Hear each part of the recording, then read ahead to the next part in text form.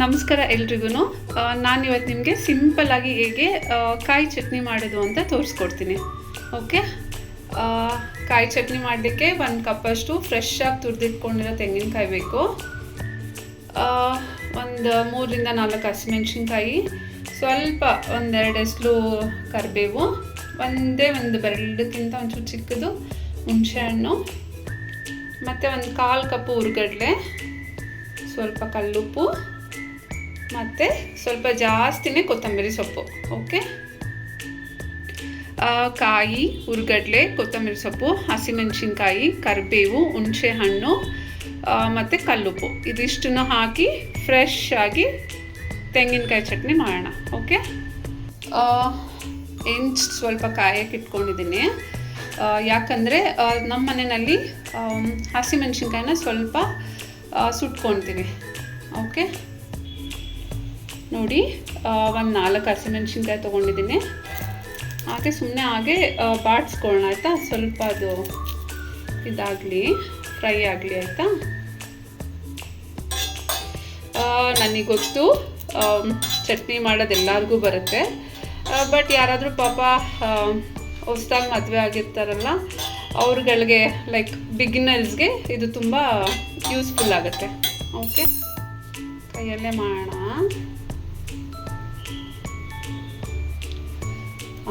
Okay, ಇವಾಗ ಆಗಿದೆ. ಸ್ವಲ್ಪ ಅದು ಆದರೆ ಇದಕ್ಕೆ ಸ್ವಲ್ಪ ಕರಿಬೇವಿನ ಸೊಪ್ಪು ಹಾಕೋಣ. 1 5 ಎಲೆ ಕರಿಬೇವು. ಓಕೆ, ಇದು ಸ್ವಲ್ಪ ಬಿಸಿ ಆಗಲಿ.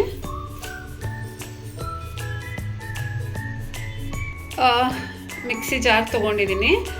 ಇವಾಗ ಇದಕ್ಕೆ ತೆಂಗಿನಕಾಯಿ ತುರಿ ಹಾಕೋಣ, ಆಯಿತಾ? ನೋಡಿ, ಫ್ರೆಶ್ ಆಗಿ ತೊಗೊಂಡಿದ್ದೀನಿ ತೆಂಗಿನಕಾಯಿ ತುರಿ. ಇವಾಗ ಕಾಯಿ ಹಾಕಿ ಆಮೇಲೆ ಹುರ್ಗಡ್ಲೆ ಹಾಕೋಣ. ಹುರ್ಗಡ್ಲೆ ಹಾಕ್ತಾಯಿದ್ದೀನಿ. ಓಕೆ, ಇವಾಗ ಹುಣಸೆ ಹಣ್ಣು ಹಾಕೋಣ. ಓಕೆ, ತೊಳೆದಿದ್ದೀನಿ. ಮತ್ತು ಹಸಿಮೆಣಸಿನ್ಕಾಯಿ ಮತ್ತು ಏನು ಫ್ರೈ ಮಾಡ್ಕೊಂಡಿದ್ವಲ್ಲ ಕರಿಬೇವಿನ ಸೊಪ್ಪು, ಕಲ್ಲುಪ್ಪು. ಓಕೆ, ನಾನು ನಿಮಗೆ ಒಂದೇ ಒಂದು ಸೀಕ್ರೆಟ್ ಇಂಗ್ರೀಡಿಯೆಂಟ್ಸ್ ಹೇಳೋದನ್ನು ಮರೆತುಬಿಟ್ಟೆ. ಅದನ್ನು ನಾನು ಇವಾಗ ನಿಮಗೆ ತೋರಿಸ್ಕೊಡ್ತೀನಿ. ಇದೇನು ಸೀಕ್ರೆಟ್ ಏನಲ್ಲ, ಸುಮ್ಮನೆ ಹಾಗೆ ಒಂದು ಫನ್ ಮಾಡಲಿಕ್ಕೆ ಹೇಳಿದೆ. ಇವಾಗ ನೋಡಿ, ಬೆಳ್ಳುಳ್ಳಿ. ಓಕೆ, ಇವಾಗ ಇದಿಷ್ಟನ್ನು ಹಾಕಿ ರುಬ್ಕೊಂಡು ಬರ್ತೀನಿ. ನಮ್ಮ ಮನೆಯಲ್ಲಿ ನಾವು ಯಾವಾಗ್ಲೂ ಒಂದೇ ಸಲ ಹಾಕಿ ರುಬ್ಬಲ್ಲ. ಫಸ್ಟು ಕಾಯಿ, ಹುರ್ಗಡ್ಲೆ, ಹುಣಸೆಹಣ್ಣು, ಹಸಿಮೆಣಸಿನ್ಕಾಯಿ ಮತ್ತು ಕರಿಬೇವು ಮತ್ತು ಬೆಳ್ಳುಳ್ಳಿ ಅದಷ್ಟನ್ನು ಹಾಕಿ ಹಿಂಗೆ ಒಂದು ಸಲ ಮಿಕ್ಸಿ ಜಾರಲ್ಲಿ ಅಂತ ಮಾಡ್ಕೊತೀವಿ.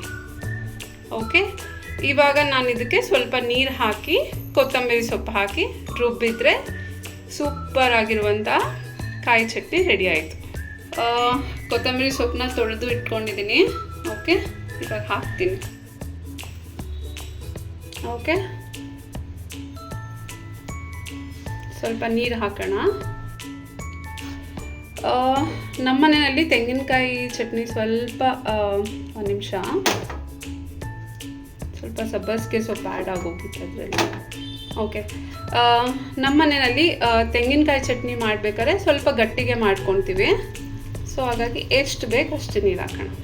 ಓಕೆ, ಮಲೆನಾಡು ಸ್ಟೈಲ್ ಕಾಯಿ ಚಟ್ನಿ ರೆಡಿ ಆಯಿತು. ಓಕೆ, ನಾನಿವತ್ತು ಮಸಾಲೆ ಕಡುಬು ಮಾಡಿದ್ದೆ, ಅದ್ರ ಜೊತೆ ಕಾಯಿ ಚಟ್ನಿ ಹಾಕಿ ಸರ್ವ್ ಮಾಡ್ತೀನಿ. ಓಕೆ, ನೋಡಿ, ತುಂಬ ಚೆನ್ನಾಗಿರುತ್ತೆ. ಈ ಥರ ಕಾಯಿ ಚಟ್ನಿ ಮಾಡಿಕೊಂಡು ಒಂದ್ಸಲ ನಿಮ್ಮ ಮನೆಯಲ್ಲಿ ಲೈಕ್ ದೋಸೆಗಾದರೂ ಸರಿ, ಇಡ್ಲಿಗಾದರೂ ಸರಿ, ಎಕ್ಸ್ಪೆಷಲಿ ಪಲಾವ್ಗಂತೂ ತುಂಬ ಚೆನ್ನಾಗಿರುತ್ತೆ. ಏನಾದ್ರು ವೆಜಿಟೇಬಲ್ ತರಕಾರಿ ಬಾತ್ ಮಾಡಿದರೆ ಟ್ರೈ ಮಾಡಿ ನೋಡಿ. ಓಕೆ, ನಿಮಗೇನಾದರೂ ನಾನು ಮಾಡ್ತಿರೋ ಈ ರೆಸಿಪೀಸ್ ಲೈಕ್ ರುತ್ ಅವರ ಚಾನಲಲ್ಲಿ ನಂದು ರೆಸಿಪೀಸ್ ಏನಾದರೂ ಇಷ್ಟ ಆದರೆ ದಯವಿಟ್ಟು ಒಂದು ಲೈಕ್, ಸಬ್ಸ್ಕ್ರೈಬ್ ಮತ್ತು ಸಪೋರ್ಟ್ ಮಾಡಿ. ಓಕೆ, ಎಲ್ಲರೂ ಕಾಯಿ ಚಟ್ನಿ ಮಾಡ್ಕೊಂಡು ತಿಂದು ಖುಷಿಯಾಗಿರಿ. Okay, thank you.